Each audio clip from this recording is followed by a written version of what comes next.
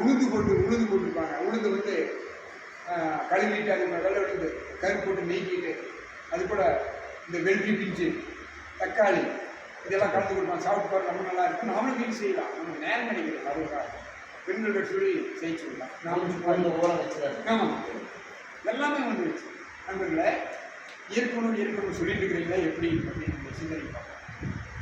இந்த கீரைகளே இருக்குது இல்லைங்களா? கீரைகள் வந்து உதாரணத்துக்கு ஒரு 2-3 நிமிஷம் சொல்கிறேன். நான் எல்லா கீரையும் அப்படி சாப்பிடலாம். அப்போ என்னென்ன எது சாப்பிட்றதோ நம்ம அடுத்த முறை நம்ம அந்த மருத்துவ மாதிரி பேசிக்கிறோம். உதாரணத்துக்கு அருகம்புல்லுன்னு வச்சுக்கோங்க. அருகம்புல் வந்து நீங்கள் லேவசாக சாப்பிடுவீங்க கிடையாது. அதே மாதிரி தான் எல்லா கீரையும். அருகம்புல் வந்து இருக்கிறதுலையே ரொம்ப மிகச்சிறப்பு என்ன அப்படின்னா ரத்தத்தை சுத்திகரிப்பு செய்யக்கூடியது. சரிங்களா? அப்போ அருகம்புல் என்ன பண்ணுவோம் அப்படின்னா தண்ணி ஊற்றி லேசாக ரத்தத்தை ஒடியிடும். அதே மாதிரி உதாரணத்துக்கு நம்ம ஒரு சர்க்கரை வியாதி வருது. சர்க்கரைக்கு காலையில் மல்லித்தலை அந்த மல்லித்தலையை விட்டு தண்ணி விட்டு அரைச்சி அதை வெளியிட்டு குடிக்கலாம். இது மாதிரி ஒவ்வொரு கீரைகளும் என்னன்னா பழக்கம் இல்லை. ஐயா சொன்ன மாதிரி நம்ம லேச உப்பு மிளகுத்தூள் இதெல்லாம் போட்டு ருசியை சாப்பிட்டு பழையிருக்கு. சரிங்களா? கொஞ்சம் விடுபடுறதுங்க என்ன பண்ணலாம்னா நீங்கள் ஒரு சின்ன ஒரு ஆலோசனை காலை உணவில் நீங்கள் பழம் வந்து நெய்ட்டு வச்சுக்கோங்க. அவள் இருக்குல்லைங்களா? அவள் வாங்கிட்டு வந்து அவள் ஊற வச்சு சாப்பிடலாம். அந்த தேங்காய் நான் இன்னைக்கு காலையில் எப்படி சாப்பிட்ணுன்னு சொல்லியிருக்கேன். இன்னைக்கு காலையில் மனம் சொல்லுது. மனம் வந்து 3 வயிறு போகுங்க. நிறைய சப்ஜெக்ட் ஐயா எவ்வளோ எடுத்துக்கலாம்? 1/2 மணி நேரம். மனம் வந்துங்க நான் உண்மையாலுமே வந்து அனுபவத்தை சொல்கிறேன். நிறைய அனுபவம் இருக்குது. டைமுக்கு தகுந்த மாதிரி சொல்லிட்டு மனம் 3 வகையே பிரியுங்க. புறமணம், நடுமணம், ஆழ்மணம். எதுக்கு இந்த கருத்து சொல்ல வர்றோம்னா என்னுடைய மனமே என்ன சிந்திக்குது. நம்ம வீட்டில் நம்ம போய் நேரமாச்சு போய் வீட்டில் எங்கே சாப்பிடுவோம் தோசை சாப்பிட்டுலாமா?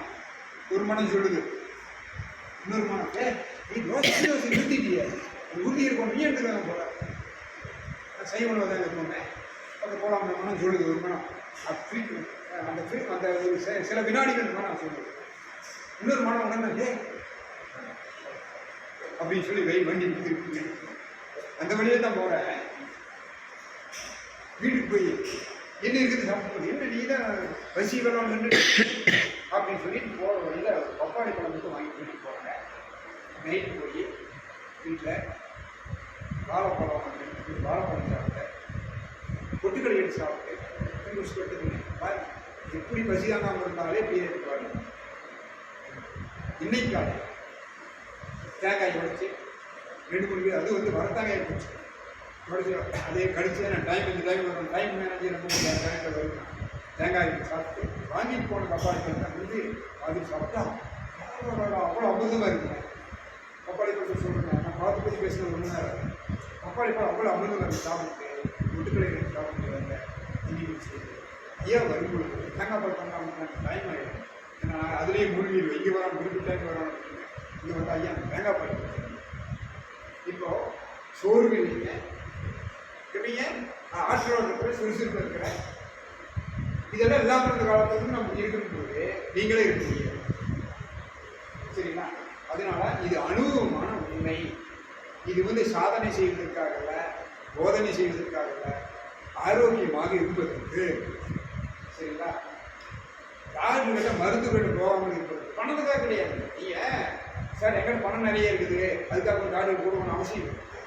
நீங்கள் ஆரோக்கியம் அந்த காலத்துக்கு குடும்பத்துலேயும் அது மாதிரி பண்ணுவாங்க. சரிங்களா? சரி, பப்பாளி பழத்தை சொல்லுங்கள்.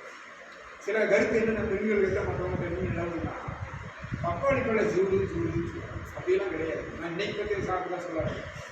பல வருஷமாகவே சிக்கன் பொழிச்சிப்பா அது சிக்கன் நிறைய சாப்பிடுவேன். அதையும் சந்தேகப்பட மாட்டேன். ஐயா டச் பண்ணிட்டாரு சொல்லியிருக்கேன். சிக்கன் வந்துங்க பயங்கரமான சூடுங்க.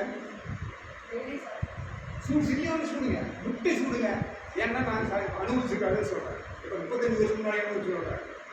சரிங்களா? அப்போது சிக்கன் சூடுங்க சரியான. சரிங்களா?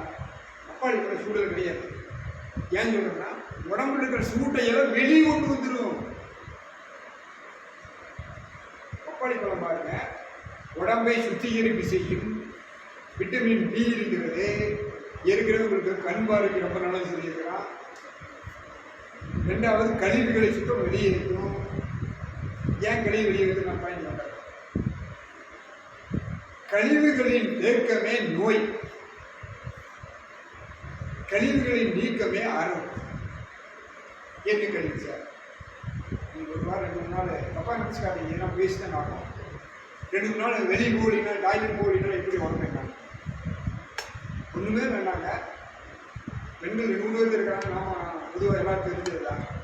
ஜலதாரையில் 2 3 நாளைக்கு அந்த சமையல் அறையில் எதிர்பாராத விதமாக குடும்பத்துக்கு வந்து ஊருக்கு போக வேண்டிய ஒரு ஃபோன் வந்துடுது, யாரோ உறவினர் இறந்துட்டாங்கன்னு சொல்லிட்டு உடனே விட்டுட்டு போயிடுறீங்க. ப்ராக்டிக்கலாக பேசுங்க. போய் 2 நாள் கழிச்சு வந்து பார்க்கும் பொழுது நல்லா முடிஞ்சு 3ஆவது நாள் முடிச்சு போட்டு வந்து பார்க்கும்பொழுது அவ்வளோ தப்பு சொல்லுங்க. என்ன, நீங்கள் சமையல் அறை சமைத்து மூடி வைத்துட்டு போனாலே தன்மாற்றம் அடைந்து அந்த வாசம் வருது இல்லைங்களா? வெளியே அப்படின்னா உடம்பு கிடக்கு யாருங்க சுத்தப்படுத்துறது? சரிங்களா? அதனால ஒரு நாளைக்கு எப்பொழுதுமே அதிகபட்சம் 2 வேளை டாய்லெட் போயிடணும். சரிங்களா? அதனால 4ம் 2ம்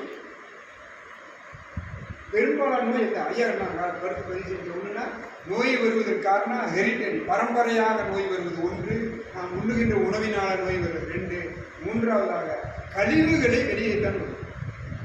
ஏன்னா கழிவுகள் வெளியேற்ற நீ நார்ச்சத்து உணவு சாப்பிட்டதுனாலே நீங்களாம் மாவுச்சத்து உணவே சாப்பிட்றோம். அதான் காரணம். சரிங்களா?